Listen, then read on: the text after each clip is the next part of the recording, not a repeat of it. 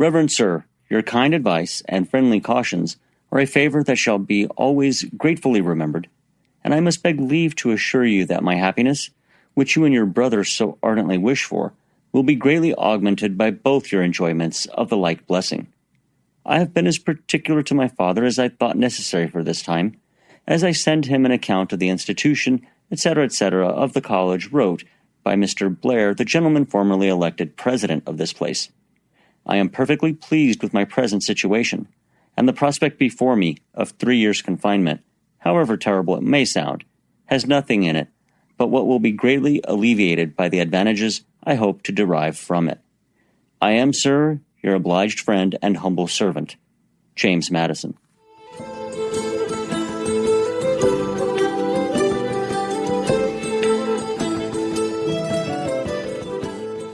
In this earliest letter that we have written by James Madison from August 10th, 1769, we already see some of the personality traits that would come to epitomize the man who would become the fourth president of the United States.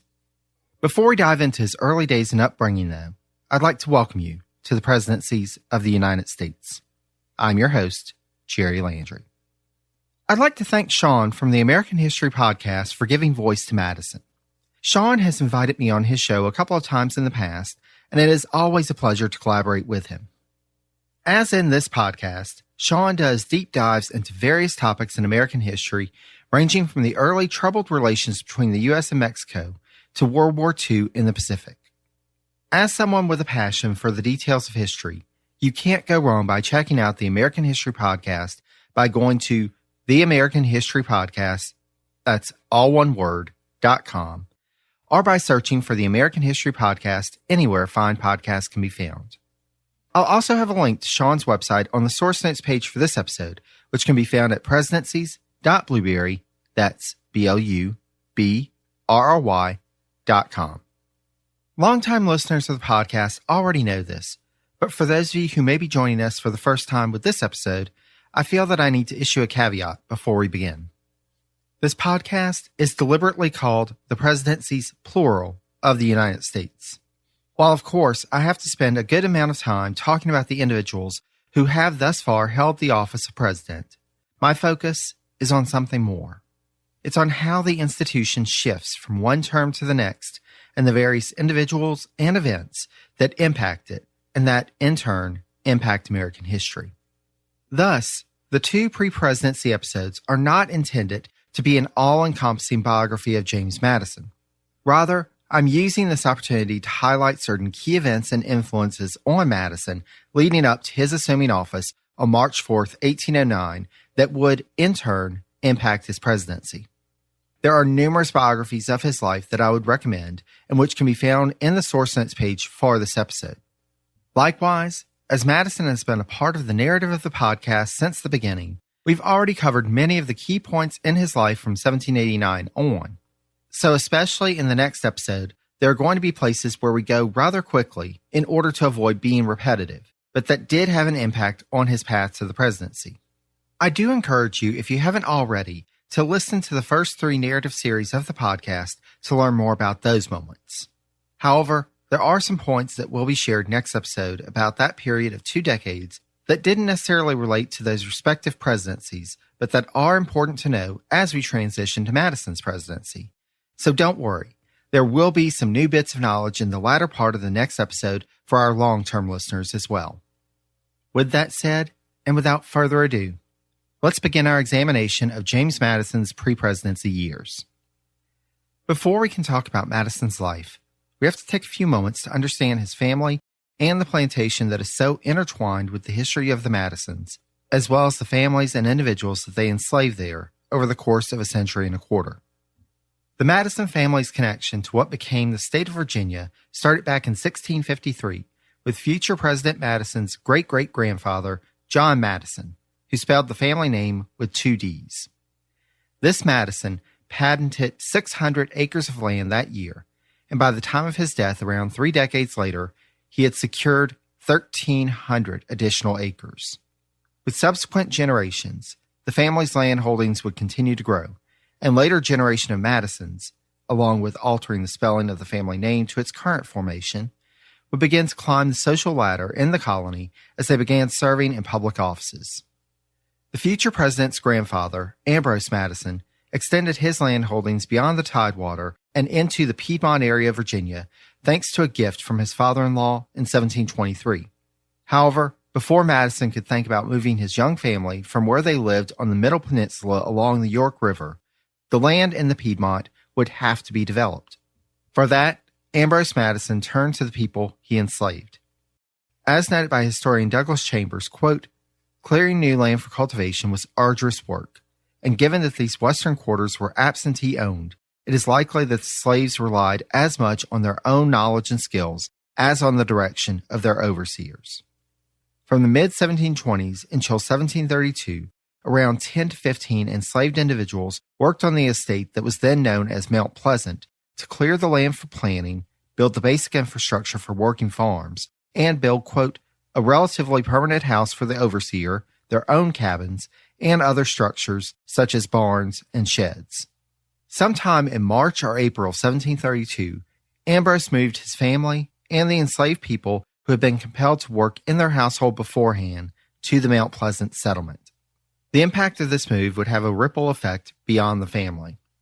For the enslaved individuals already at Mount Pleasant, as noted by Chambers, they had previously likely, quote, "claimed some degree of autonomy or informal authority as they had been distant from their enslaver.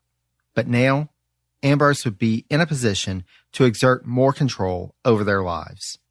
Further, Ambrose, as described by Madison biographer Michael Singer, quote, "was an imperious, hard man who was likely an equally hard master of his slaves." His roughhouse ways were legendary in what soon became Orange County. Ambrose was grasping and inquisitive and ruthless.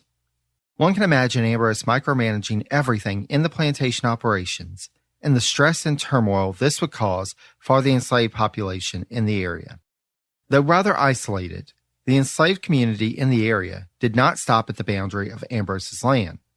Again, from Chambers, this was, quote, "a larger neighborhood of slaves."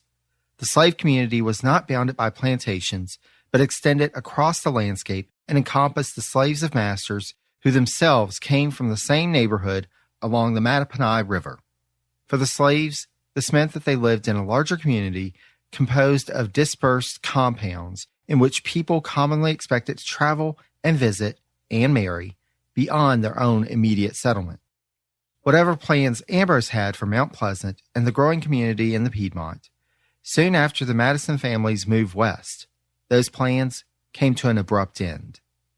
In the summer of 1732, Ambrose fell ill with what Singer described as, quote, "a lingering summertime illness of several months before he finally succumbed to death on August 24th at the age of 36.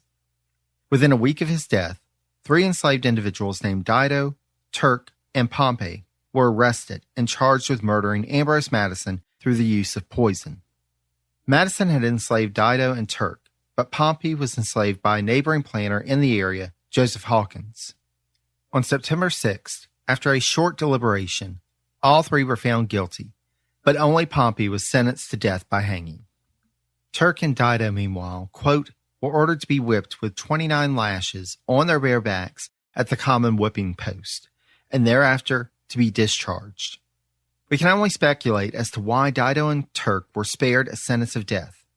Chambers postulates that the justices either believed Pompey supplied the poison which killed Ambrose, or was the primary actor in the conspiracy, while Singer suggests that the justices, knowing of Madison's harshness, may have felt that the 2 people enslaved by him deserved some leniency. It should be noted that there is no way to confirm whether or not Ambrose was in fact poisoned, or if this was a white panic response to explain Ambrose's unexpected and drawn-out death. Whatever the case, Chambers, in his study of the enslaved individuals at what became Montpelier and their ties to the larger enslaved community of Virginia, as well as their ancestral ties to the Igbo people of West Africa, points to this event as a quote-unquote charter event of Montpelier, and asserts that, quote, it is likely that the central message of the murder about the limits of the master's power and of the slave's resistance to it echoed for a long time among the descendants of both free and enslaved at Montpelier. The future president's father, also named James Madison, and the eldest son of Ambrose and Frances Taylor Madison, was only 9 years old when his father passed away. The family's estate, including the 29 individuals that Ambrose had enslaved, was left in Frances's hands to administer until James came of age. Frances leaned on her Taylor family connections, in particular her younger brother Erasmus, to help in managing affairs on the plantation until James grew old enough in the early 1740s when he could start learning the business and step into a leadership role. In the 1750s, James began a major rebuilding and expansion effort at the estate. Due to his serving as the trustee of his brother-in-law's estate for his underage niece, Mary Willis, as well as his marriage to Nellie Conway, James had a sufficient growth in the enslaved population at his plantation that he did not have to participate in the transatlantic slave trade in order to have the workforce needed for his plans. This did, however, mean that the enslaved community in the area, following the addition of the people enslaved under the Conway and Willis estates, became quite close-knit. Even when ownership of individuals changed from one member of the family to the next, by and large, they stayed in the larger neighborhood. As with any enslaved community, though, there was the constant threat and uncertainty of not having complete autonomy. Within the Madison estate, James practiced a rotational system of labor that, quote, disrupted the slaves' community life. In 1763, an even greater upheaval came when those enslaved under the Willis estate were forced to move to Spotsylvania, Virginia, upon the marriage of Mary Willis and control of them shifting from James Madison to Willis's new husband.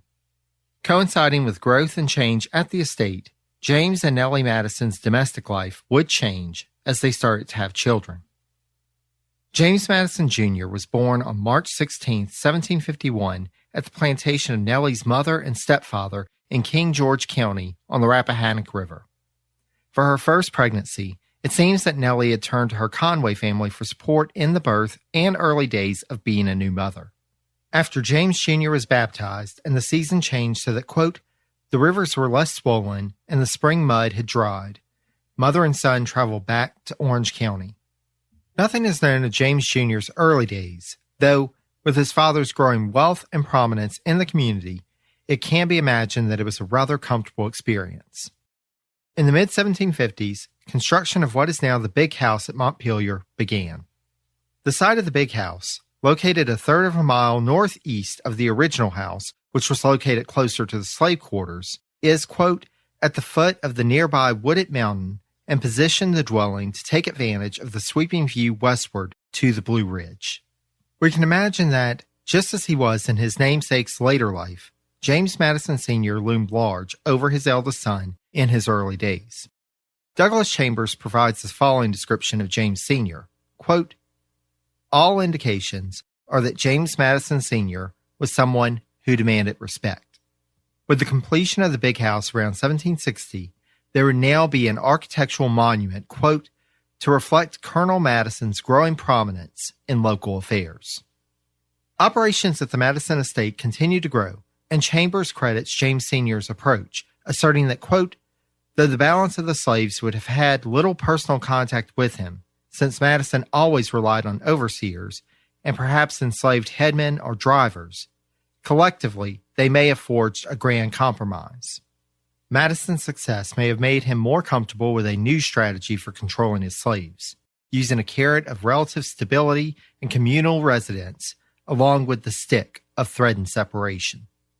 Meanwhile, the family's expansion continued apace, with the birth of Frances Madison in 1753 and Ambrose Madison in 1755. 4 more Madison children who survived to adulthood were born in the 2 subsequent decades.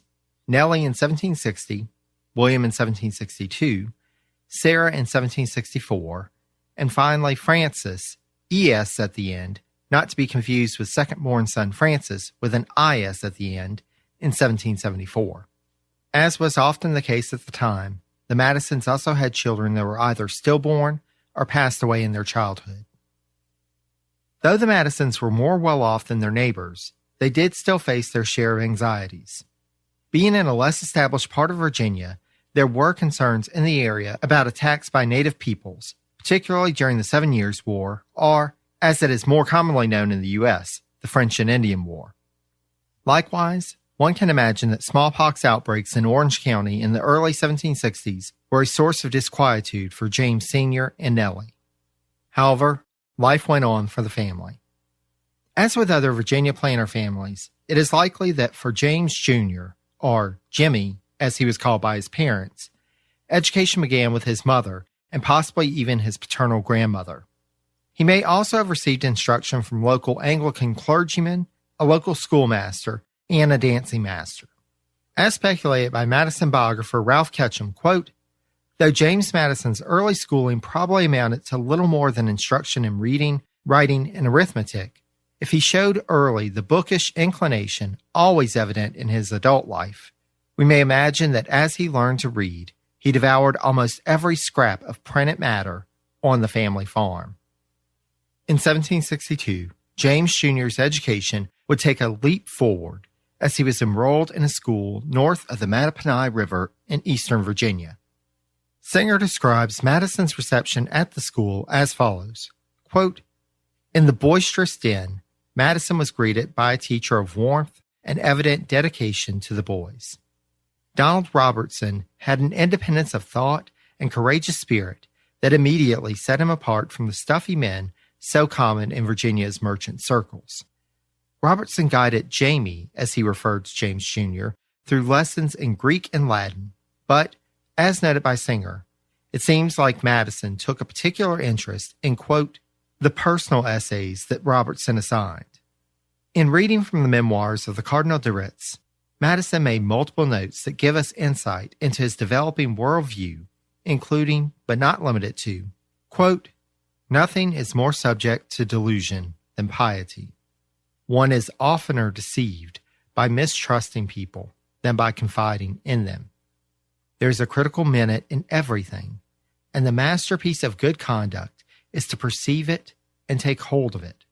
And all the world is and will be forever deceived in things which flatter their passions.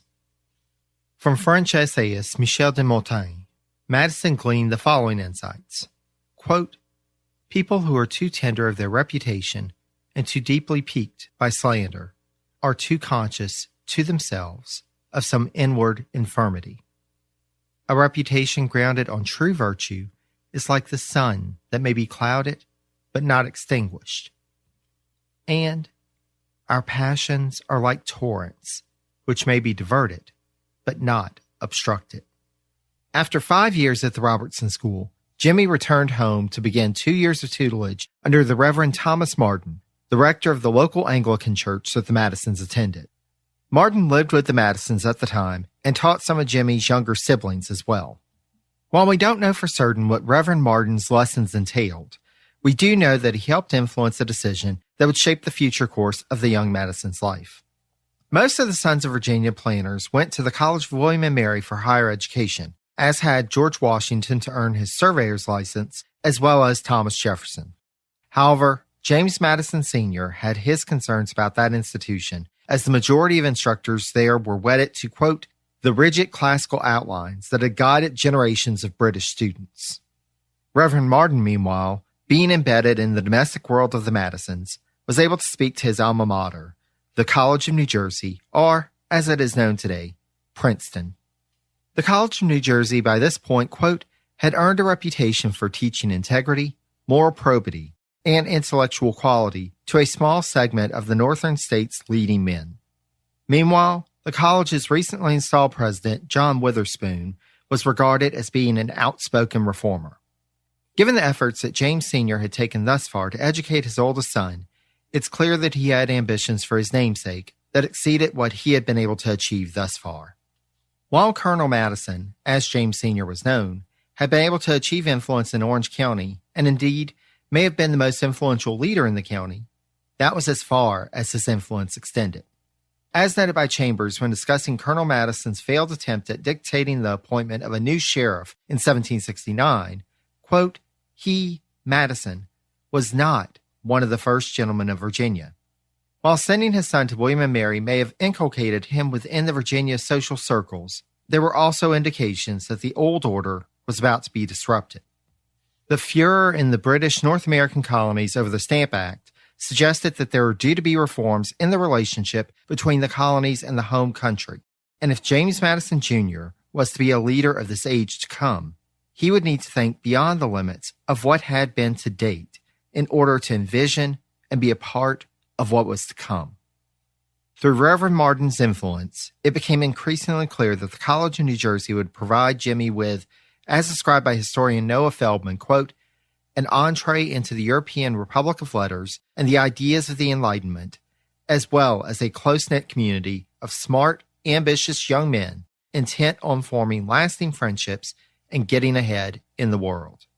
As a testament to the impact this decision would have on the young Madison, Feldman, in his biography of Madison, skips over the earlier parts of his life and starts the biography with his arrival at Princeton, New Jersey in 1769.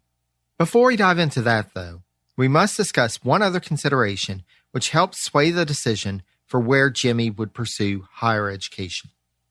Madison himself would later note that his family considered the climate of where both William and Mary and the College of New Jersey were located in the decision-making process.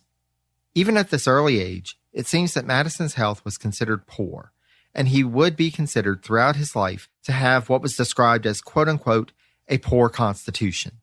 We'll discuss this in more depth shortly, but I wanted to point out that the Madisons saw, quote, the climate at William and Mary as unfavorable to the health of persons from the mountainous region, while Princeton, New Jersey, being in a higher elevation, was a more favorable locale for their young scholar. Thus, in the summer of 1769, James Jr. set out with the Reverend Martin's brothers, Jonathan and Alexander, as well as Sawney, a person enslaved by the Madisons, bound for Princeton. Hey, podcast listeners, I'm Paul Brandis introducing my podcast, Countdown to Dallas.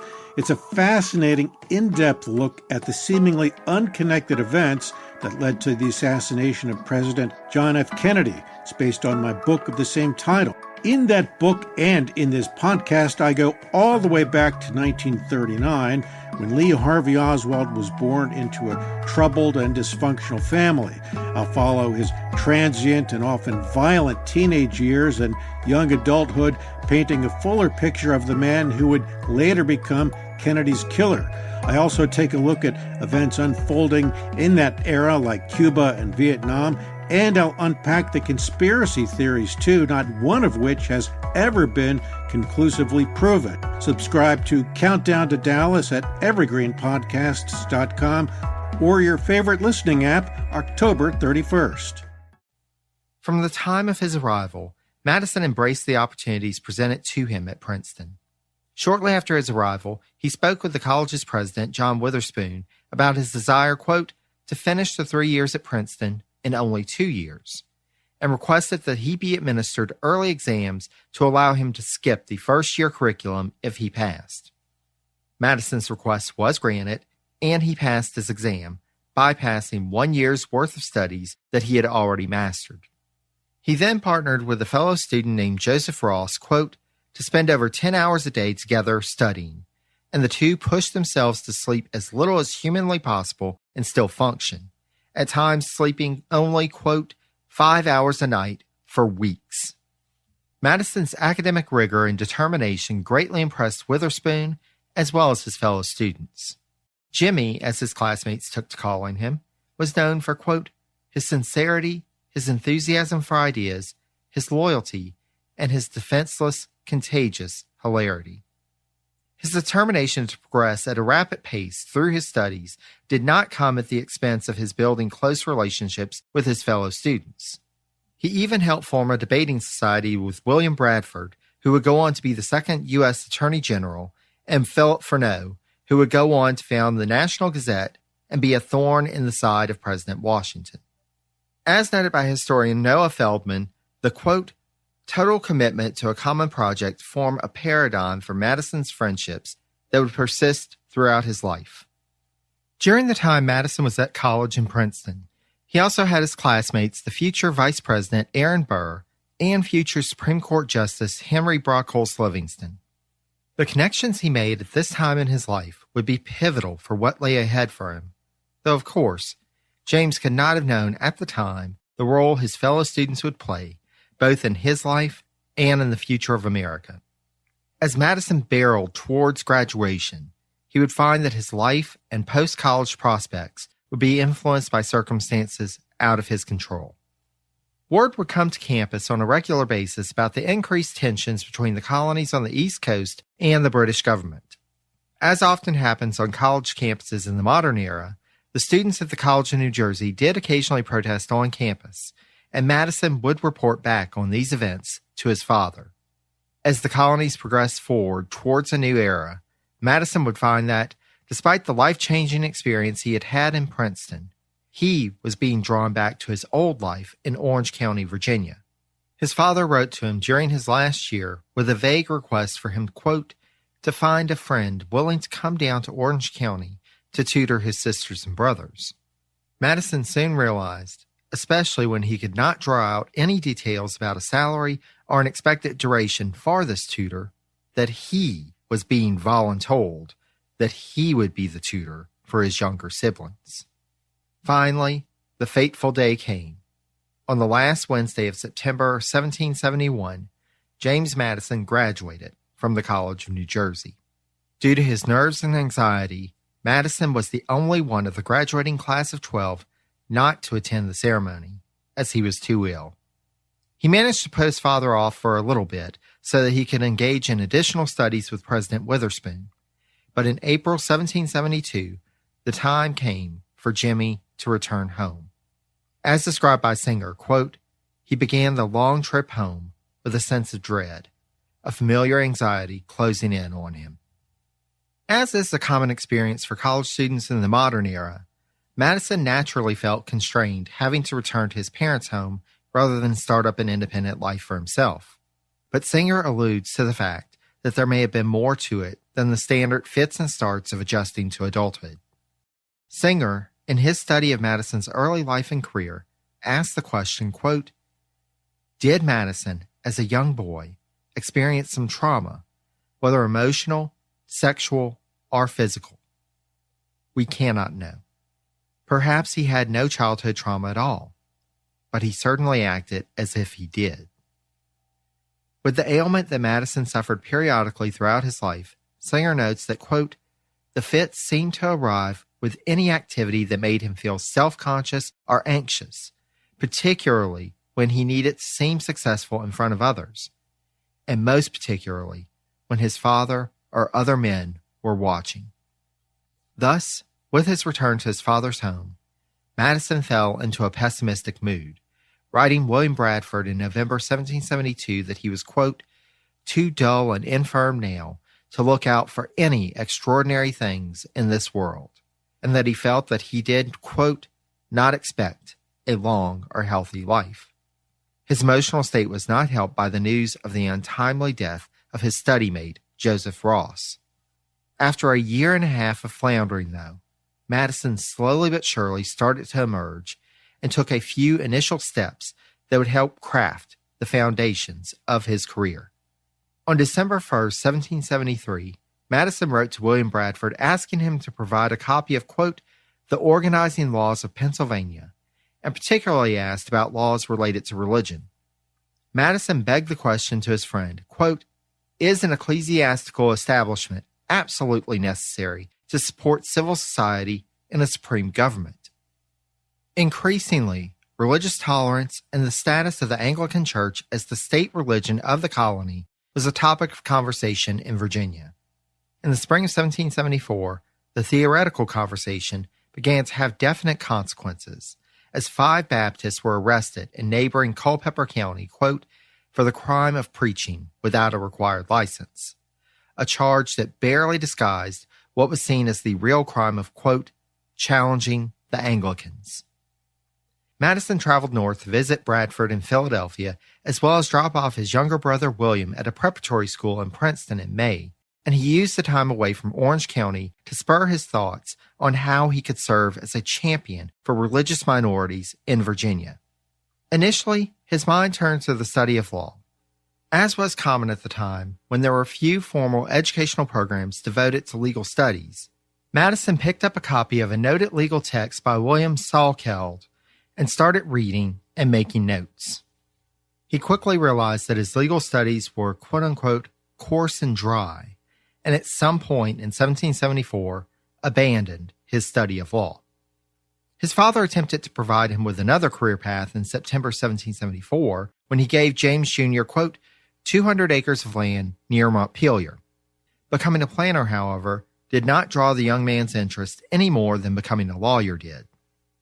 Though Madison was not interested in legal practice, he was quite interested in government and the making of laws, and he would soon have new opportunities to advance towards a career in public service.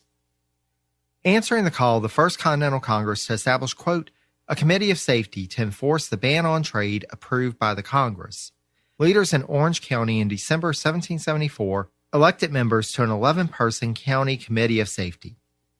James Madison Jr. was chosen as one of the committeemen, the youngest member of the committee by far. Now, his election was helped by his father's prominence in the community, and indeed, James Madison Sr. would serve as chairman of the committee. James Jr. threw himself into the work, and, as described by his biographer Ralph Ketchum, quote, Madison obviously had no compunction about summary measures against those who defied the will of the committee. Likewise, with the new year of 1775 dawning, Madison joined his father in working to prepare the local militia for the possibility of conflict. That summer, though, the young man would suffer from one of his occasional fits while drilling with the militia, while his father, the head of the local militia, watched on. As described by Singer, quote, performing before his father and the other men, Madison was suddenly struck by an overwhelming self-consciousness. As he moved from musket practice to actual company maneuvers, he anxiously felt a wrenching stomachache begin. Suddenly, he was unable to stand. Mortified, he then collapsed. The other men were forced to help him off the field. After this embarrassing episode, Madison opted to steer clear of the battlefield, but he used his time afterwards to prepare himself to enter another arena. Madison had ordered books, quote, on liberty and political theory, and spent his time in the latter part of 1775 learning all he could from them. As the situation in Virginia grew ever more tense between the colonists and the royal governor, Lord Dunmore, in 1776, a call was sent out for a convention to meet in Williamsburg in May. Colonel Madison used his influence to have his son, James Jr., chosen as one of the 2 delegates to the convention from Orange County. When the convention assembled in May, though leaders such as George Washington, Richard Henry Lee, and Thomas Jefferson were already occupied with other work for the Patriot cause, Madison would find himself in the company with many other current as well as up-and-coming Virginia leaders, including Robert Carter Nicholas, John Blair, Edmund Randolph, and Thomas Mann Randolph Sr. One leader, however, was unmatched in prominence at the convention for being an unabashed firebrand, Patrick Henry. The man who had proclaimed at the Second Virginia Convention the year earlier, quote, give me liberty or give me death, arrived in Williamsburg for the 5th convention, quote, wearing his homespun persona, buckskin, yarn stockings, unpowdered wig. Henry made his presence known over the next couple of months of proceedings and was ultimately chosen as the first governor of the new state of Virginia. Madison, while playing a decidedly more low-key part in the convention's proceedings, did make a key contribution towards his cause célèbre, freedom of religion. When George Mason drafted a Declaration of Rights and it was presented to the convention, Madison noticed a key defect and rose to propose an amendment. As described by Michael Singer, quote, in Mason's draft, conscience had merely impelled an individual to plead with his government for religious toleration. But Madison's extraordinary new idea recognized an individual's private conscience with a new political right to the full and free exercise of religion. Though the convention made some other alterations to the language before approving the Virginia Declaration of Rights, the heart of Madison's change remained in place and would have a substantial ripple effect over time in promoting the idea of freedom of religion. Madison and the rest of his fellow delegates proclaimed themselves to be the new temporary state House of Delegates, with the permanent delegates being elected 6 months hence. This temporary state house, however, decided to meet back in Williamsburg in October to do what work needed to be done in the meantime as the new state government was getting up and running. Thus, when Madison made the trek to the coastal capital in October, he threw himself into the work and, quote, was appointed to the Committee of Privileges and Elections, the Committee for Religion, and 3 special committees. Though devoted to the work, Madison still had to be elected to a full term. While it was thought that the son of Colonel James Madison Sr. would be a shoo-in to represent Orange County, James Jr. bucked tradition, which was to ply voters with liquor at the polling places on Election Day in order to secure their votes. As noted by Singer, quote, Madison had always found the practice beneath Virginia's dignity and his own concept of public service. Thus, he refused to do it. Needless to say, when Election Day came on April 24, 1777, Madison lost the election. Again from Singer, quote, he had erroneously believed that the spirit of the Revolution would support a more chaste mode for elections, but he had collided with old habits that were too deeply rooted to be suddenly reformed. Madison would not make the same mistake again. In the meantime, Madison resumed his role as a private citizen, but not for long. In November 1777, when the new Virginia General Assembly gathered to select a Council of State to serve and support Governor Patrick Henry, Madison was chosen as one of the counselors. Naturally, when he assumed this new post the following January, Madison was one of the youngest members of the council. As was a truism throughout his life, this of course didn't preclude Madison from taking on a lion's share of work. In particular, the always vexing task of, quote, supplying troops in an extended war. In a moment of redemption the next April, he was elected to the House of Delegates in Orange County while he was still hard at work in Williamsburg. But as he could not serve in the legislature and on the council at the same time, he remained as one of Henry's counselors until the end of the governor's term. Rather than leave the council at that time, Madison stayed on to serve under the new governor, a man that he likely met in the House of Delegates session in October 1776, and who would come to play a large role in his life from here on out. That's right, dear friends. This is when Thomas Jefferson enters Madison's life in full force. Though the incoming governor was 8 years older than Madison, he quickly recognized, quote, the rich resources of his luminous and discriminating mind, and of his extensive information, and the two became close colleagues. This didn't mean, however, that they were necessarily close friends at this point. Their first partnership ended not too long after it began, as Madison was elected to the Continental Congress on December 14, 1779, by the General Assembly. Madison returned home to Montpelier at this point to study, quote, advanced text on economic theory to aid him in his upcoming work in Congress. On March 18, 1780, he arrived in Philadelphia to assume his seat. Madison quickly recognized the self-defeating nature of Congress's fiscal policy, but as a new congressman, had to bide his time until he could influence it for the better. Slowly but surely, he gained the respect of his colleagues, and just half a year in, his name was already being talked about for a diplomatic posting to a foreign capital. Madison, however, would dismiss any such notions, as he would decline all subsequent offers for foreign travel. Though we don't know his reasoning for certain, he did express later in life a concern, quote, that European travel would endanger his health. As we've heard in past series, dear listener, long-distance travel at the time was not for the faint of heart. In November 1780, Madison felt that he was established enough to finally rise and speak on the floor of Congress about the nation's fiscal policy and introduce, quote, a motion to prevent the states from printing any more money, which was one of the factors destabilizing the country's economy. His motion was quickly denounced and pushed aside.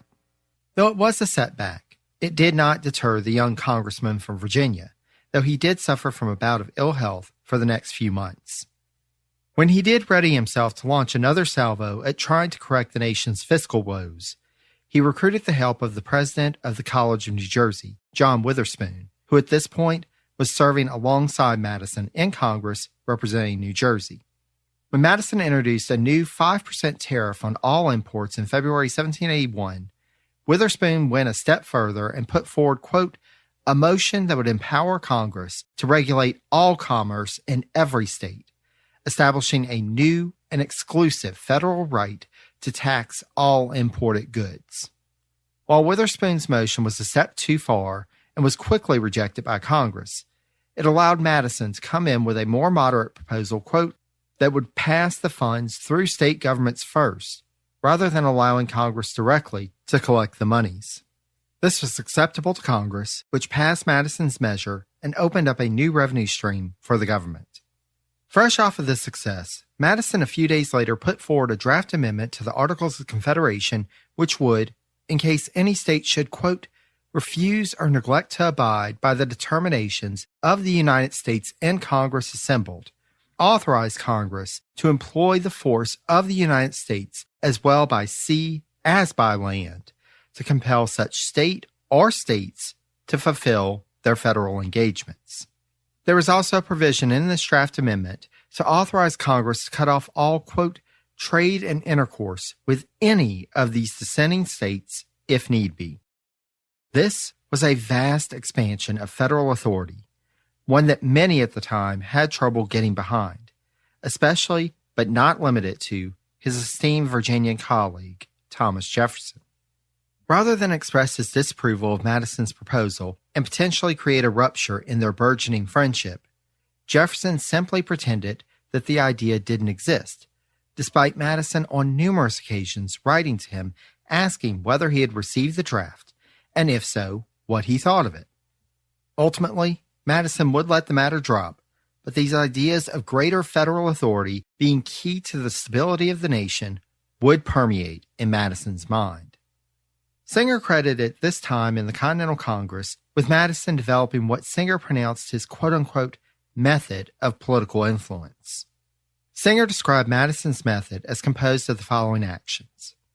Quote, find passion in your conscience, focus on the idea, not the man, develop multiple and independent lines of attack, embrace impatience, establish a competitive advantage through preparation, conquer bad ideas by dividing them, master your opponent as you master yourself, push the state to the highest version of itself, govern the passions. Singer, in his Becoming Madison, asserted that Madison, quote, would implement this method every time he launched a war against a bad idea and erected on the ruins his own ideas. He devised the method intuitively as a replacement for the derisive and imbalanced Socratic method that he had criticized so harshly as a teenage student. He never named it. Indeed, he rarely reflected on his strategies at all. Madison was developing as a political animal of measured and persistent action. In September 1782, an event would happen which would bring Madison and Jefferson back together. Thomas's wife Martha passed away. The former governor fell into a depression, and Madison received reports of his state from afar. In order to help him recover from his loss and find new purpose in public service, Madison put forward the idea in Congress of Jefferson being named, quote, as minister plenipotentiary for negotiating peace with Great Britain. Jefferson had been chosen by Congress for this role a year and a half prior, but he had declined the honor at that time. Congress approved of the idea of the renewal of Jefferson's original appointment unanimously. By January 1783, Jefferson was in Philadelphia at the same boarding house as Madison, and the two Virginians were able to use the time to partake in shared intellectual pursuits as well as develop a closer personal friendship. That spring, however, Madison's mind would turn to other pursuits as well, namely, those of the heart. He had met Kitty Floyd, the daughter of William Floyd, a congressman from New York, a year earlier, but by early 1783, Kitty was now 15, which was at the time seen as a good age for marriage. In his courtship of Kitty, the 32-year-old Madison was encouraged and aided by his wingman Jefferson. As described by Singer, quote, when Madison was absent from the house, Jefferson sat with Kitty, joking and praising Madison. Though Jefferson would, after a couple of months of waiting in vain for Congress to finalize his appointment, return to Monticello, he continued as the year went on to ask his young friend of how the love affair was going, asserting that, quote, "I wished it," i.e., their marriage, "to be so, as it would give me a neighbor whose worth I rank high." Madison had high hopes. He was nearing the end of his term in Congress and envisioned returning home with a new bride. When Congressman Floyd and his family departed for New York on April 29th, Floyd's colleague from Virginia took a break from his work in Congress and rode with them. Unfortunately, that summer brought events which broke Madison out of the happy spell of spring. In mid-June, Congress was faced with a crowd of 300 angry, drunken men who kept them trapped for 3 hours as they surrounded the State House, demanding payment due to them. Due to concerns of a repeat performance or worse, and despite Madison's objections to the decision, Congress agreed to depart from Philadelphia and reassemble in Princeton, New Jersey. To their chagrin, when they reassembled in Princeton a few days later, there wasn't a quorum, so the work of Congress was forced to be put on hold. Madison bemoaned the weakness of Congress's resolve at this point and was further disheartened when, in September, the legislature chose to, quote, "pardon the sergeants who led the revolt." By that point, though, he was accustomed to disappointment, as Madison's heart had already been broken. In August 1783, Madison received a letter from Kitty Floyd in which she, as described by Singer, quote, "brutesquely ended their engagement." Jefferson empathized with his younger friend when he heard the news and wrote that, quote, "I sincerely lament the misadventure which has happened, from whatever cause it may have happened." He reassured him that, quote, "the world still presents the same and many other resources of happiness." To Madison at this point, though, things did look rather bleak, both personally and professionally. The national government was at one of its lowest ebbs to date, and Madison had no means to impact its course as his term of office was at its end. Presenting a ray of hope in the darkness, though, was that his friend Jefferson had been chosen as his successor and thus traveled to Philadelphia to join Madison. The two then traveled to Annapolis, Maryland, where Congress was scheduled to meet. Without a quorum in Congress and no reason for him to stay, Madison finally made his way back home to Montpelier after 3.5 years away. With his younger siblings coming of age and marrying, he would find his family homestead filled with more relations than ever before, while he remained still a bachelor. In terms of his political career, Madison would rebound that spring, winning an easy election to return as a delegate to the state legislature. Later in the year, Madison would travel north once more, first to Philadelphia, before meeting up with the Marquis de Lafayette in Baltimore. Lafayette asked Madison to join him for a 3-week trip to Fort Stanwix in New York to witness negotiations with the Haudenosaunee, and Madison, still trying to find his way after a challenging time the year prior, embraced the opportunity. In November 1784, upon his return to Richmond for the next session of the Virginia House of Delegates, Madison would find only more disappointment as his fellow delegate, the former governor under whom he had served, Patrick Henry, introduced a bill to assess a tax which would support Christian churches. Madison had previously held a respect for Henry and had, earlier in the year, entertained the notion that Henry might be open to aiding him in a push for a more progressive constitution for the state of Virginia. Now, it was confirmed that Henry was set in more conservative ways. Though Jefferson saw no way forward for Madison in Virginia with Henry's dominance of state politics and proposed that Madison join him in France, where, by this point, he had finally begun his diplomatic stint in that country, Madison had other plans. After temporarily waylaying Henry's proposed tax, along with a brief romantic interlude in Orange County, which seemed to have fizzled shortly after it started, Madison returned to the Virginia House of Delegates in the fall, ready to take on Patrick Henry and his bill. In this session, Madison had a decided advantage over Henry, namely, that Henry was no longer a member of the state legislature. Henry had been elected as governor to succeed Benjamin Harrison, and thus could not engage Madison in a debate on the House floor. Thus, On October 31st, 1785, Madison rose to speak to the chamber. One by one in this speech, he introduced 118 proposed bills to the House of Delegates. That's right, dear friends, 118 bills. Madison was going for the gusto. These bills, quote, ranged from modernizing the standard of care for the insane, to giving the criminally accused the right to a trial of their peers, to creating the position of lieutenant governor in case the governor died or left office.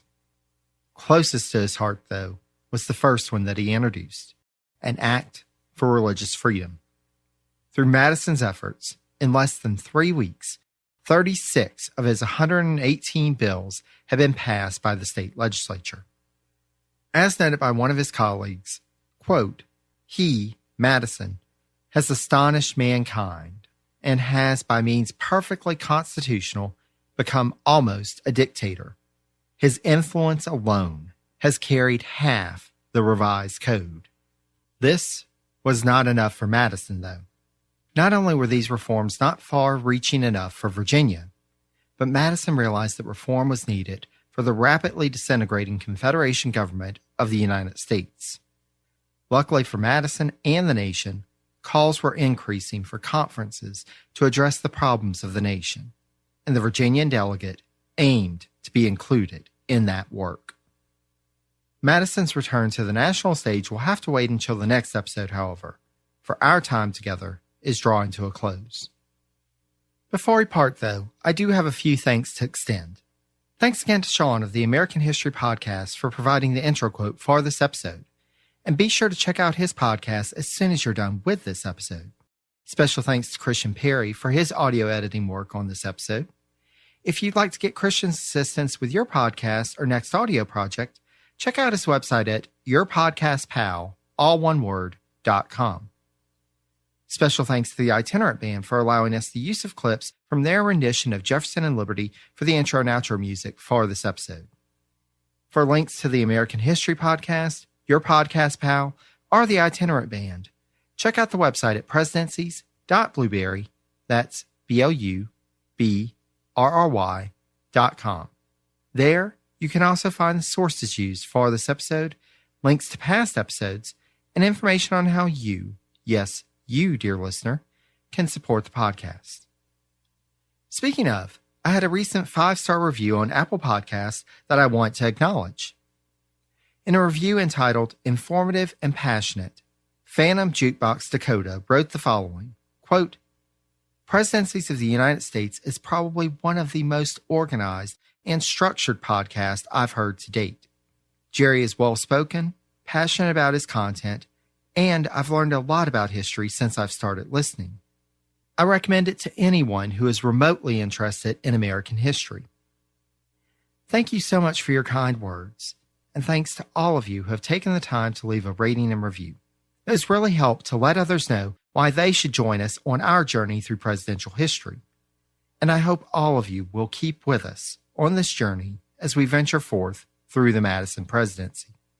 If you have any questions or comments, please feel free to reach out to me via email at presidenciespodcast, that's all one word, @gmail.com. Or you can connect with me on social media. I'm on Facebook at Presidencies, on Twitter at Presidencies89, and on Instagram at Presidencies Podcast, again, all one word. Until next time, stay safe and healthy, be kind to one another, and take care, dear friends.